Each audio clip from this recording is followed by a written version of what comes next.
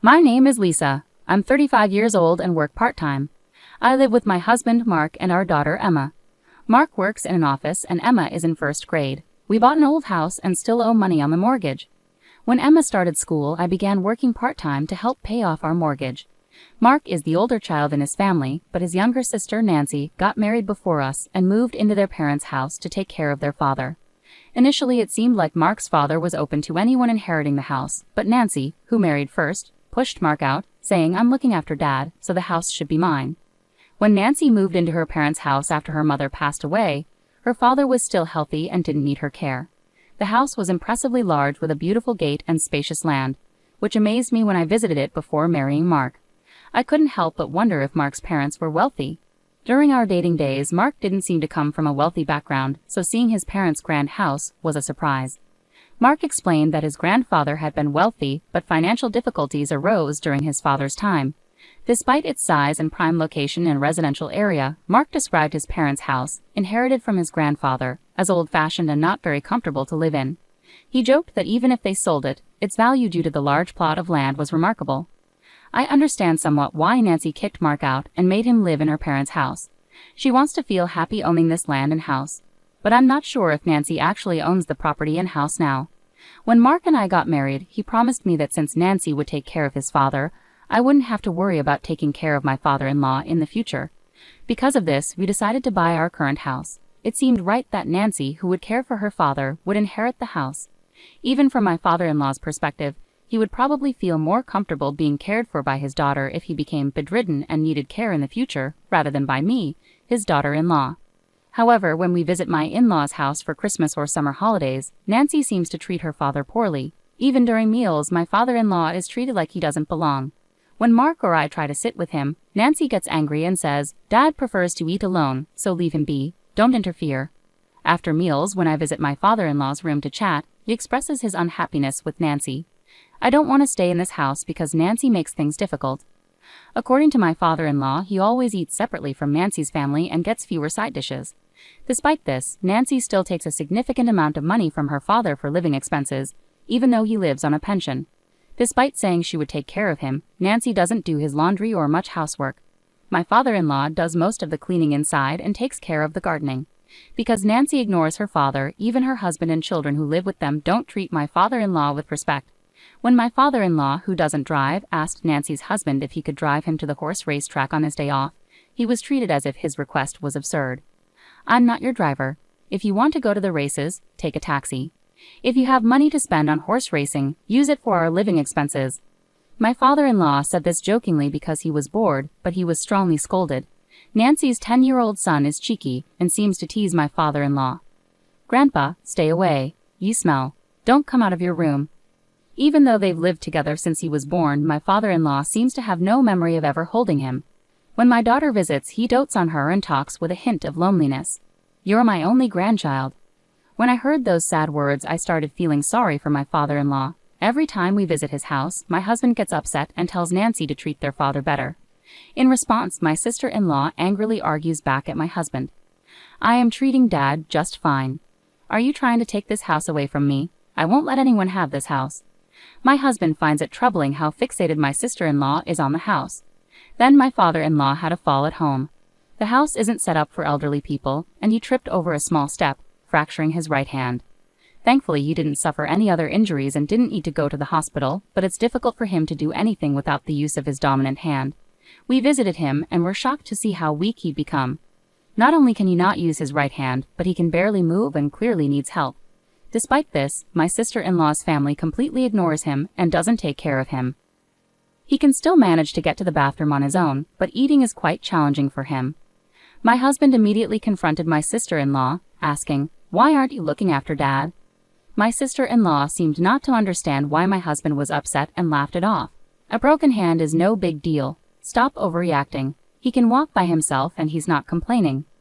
It seems my father-in-law, used to being neglected, finds it hard to stand up to my sister-in-law, and she probably knows it. My husband was even more furious. "Isn't it obvious that we should take care of our parents?" he exclaimed. Hearing this, my sister-in-law smirked and replied, "Same goes for you, Mark. You take care of Dad. I don't want an old man with hardly any money." I was enraged at how my sister-in-law could talk about her own father that way, but she continued, "Taking care of a father who only has a small pension isn't worth it." Her words were so cruel that I couldn't hold back and spoke up.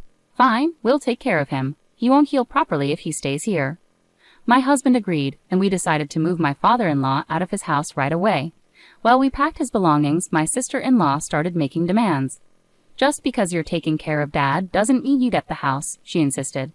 It was clear my sister-in-law cared more about the house than her father. My husband brushed off her remark. "Don't worry about it. I already bought a house. I don't need this one." "Do whatever you want with it," my sister-in-law said, seeming relieved. While we prepared for my father-in-law's move, neither she nor her husband helped. Instead, they seemed focused on checking his belongings for anything valuable. It appeared they were benefiting from his pension, which would end once he left. They hoped to find something valuable to sell, but there were no treasures to be found. When my father-in-law left his old house, my sister-in-law and her family didn't even say goodbye. They were so cold.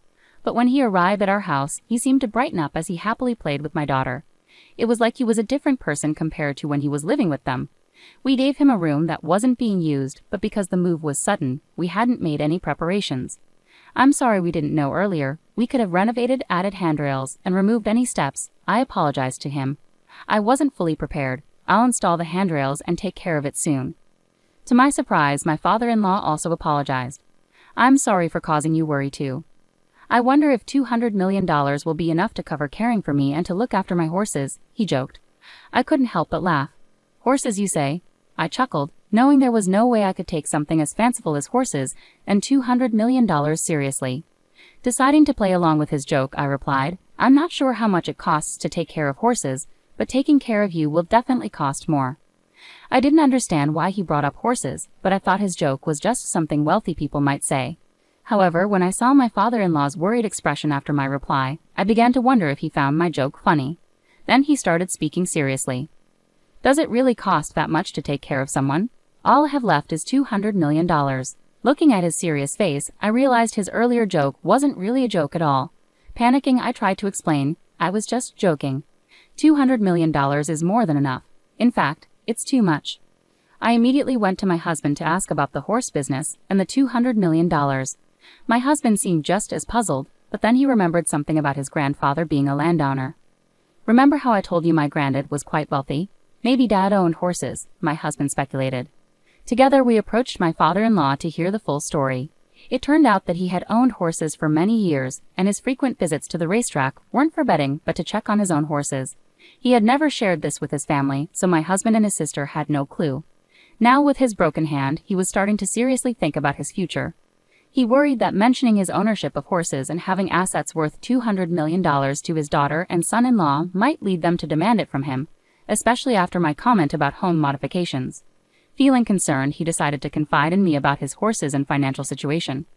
Understanding his apprehension, my husband reassuringly said, "I'm not sure how much it costs to care for horses, but with $200 million, you should be fine. We'll handle your care expenses, so don't worry about it." My husband's confident assurance put me at ease. After confirming with the person who had always looked after his horses that everything was in order, we settled the issue about the horses. Knowing now that my father-in-law was quite wealthy, I started to see him in a new light. I thought that once his daughter realized he had significant assets, she would regret kicking him out. Imagining her regret brought me some satisfaction. Since my father-in-law moved in with us, our lives had changed. Balancing my part-time job with caring for him was challenging, but my husband and I managed together. Having my father-in-law at home brought new joy to my daughter, who found a new conversation partner in him. He seemed happier too. His walking had improved since moving in, and even before we finished the home modifications, he could walk slowly with a cane. Though his broken hand was still healing, he was practicing eating with his left hand.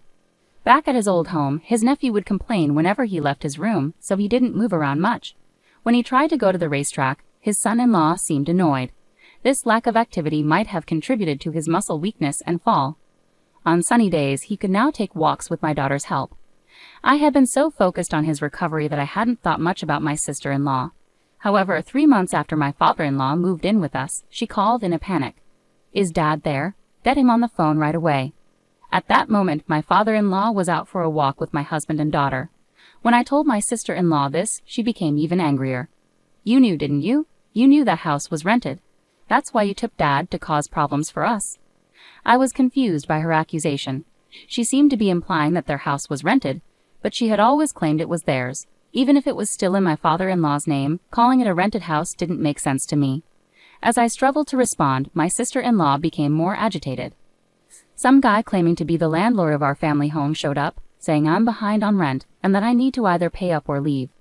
My confusion deepened. When she mentioned the landlord of their home, I wondered if he had come to collect rent from my sister-in-law. Right then, my father-in-law returned home, so I quickly explained the situation and handed him the phone to speak with my sister-in-law. With a hint of anger, he addressed the daughter who had driven him out of his own home, saying, "Didn't you know the house was rented? It belongs to the company where my father was the CEO. I've been paying the rent until you kicked me out." My father-in-law sounded distant and angered, and my sister-in-law, sensing his frustration, shouted back over the phone, "I never heard about this. I'm coming over right now, so wait for me." About 30 minutes later, my sister-in-law and her husband arrived, their faces flushed with anger. They seemed surprised to see my father-in-law walking independently, but the focus quickly turned to the pressing issue. As my sister-in-law erupted again, she accused, "You said the family land belonged to us, Dad. Did you deceive me?" Smirking slightly, my father-in-law responded, "I didn't deceive you. I just didn't tell you because of how you've been treating me." My sister-in-law was left speechless by his comment, and her husband intervened, saying, "Setting that aside, can you please pay the rent? If not, we'll be evicted from the house." My father-in-law chuckled dismissively. "Why would I pay rent for a house where I no longer live? After you kicked me out, isn't that a bit unreasonable to ask?" Unable to counter his logical response, my brother-in-law fell silent. Then my sister-in-law spoke up. "Dad, were you planning to make life difficult for us all along? You seem more energetic now than when you were living with us, even with your injury." Stepping in to clarify, I said that's because he's been doing daily rehab exercises, practicing walking, and working on using his injured hand. My father-in-law nodded in agreement. "Being kicked out by you was actually a blessing. Since moving in with Mark, we eat together as a family, and I feel valued." My sister-in-law and her husband were left speechless. Just then, my daughter innocently revealed my father-in-law's true situation. "Grandpa, your horse is racing in the next horse race, right?" My father-in-law grinned and replied to my daughter, "It's racing this Sunday. How about we go watch it together?"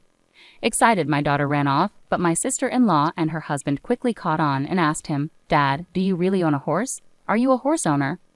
With a self-satisfied look, my father-in-law answered, "I didn't say anything because I knew if I mentioned money, you'd try to take it. And talking about horse racing always annoyed your husband." Suddenly, my father-in-law's demeanor turned serious. His stern expression sent a chill through me. As he spoke slowly, the tension in the room grew even thicker. "I no longer consider someone like you, who disrespects your own father, as my daughter. I knew you moved in with me hoping for inheritance." Caught off guard by my father-in-law's stern tone, my sister-in-law looked visibly stunned. His final words, "You won't get a single cent of my inheritance," seemed to deliver the final blow. Hearing this, my sister-in-law appeared shocked and staggered. Her husband, who had been supporting her, also seemed defeated. They both slumped their shoulders and quietly left. The rent for my father-in-law's house turned out to be a substantial amount, far beyond what my sister-in-law and her husband could afford. They had no choice but to move out. Neither my husband nor I knew that the house was rented until this incident, and my husband later confirmed it with his father. After leaving, my sister-in-law, who had been careless with money when rent wasn't a concern, suddenly faced financial hardship. Their spending habits proved hard to change, and they relied heavily on credit cards, leading to mounting debt. I heard they moved to her husband's parents' house since they could no longer rely on my father-in-law, but I'm unsure what happened next. Since we started living with my father-in-law, things have been incredibly smooth. Despite his initial injury, his hand healed well, and he regained strength in his legs and hips to the point where he can now manage everything independently. He's become so energetic that he even goes jogging with my daughter. He's truly transformed since we first moved in. Following that incident, my father-in-law has been having serious discussions with my husband about various matters, including planning for the future and even drafting a will. I'm not sure what's in the will, but I suspect he's made arrangements so that his daughter won't inherit anything. What made me especially happy was when my father-in-law paid off the remaining balance of our home loan. We had almost 20 years left on the payments, so I'm incredibly grateful he took care of it ahead of schedule. With the loan cleared, my father-in-law is now considering renovations to make our home more accessible.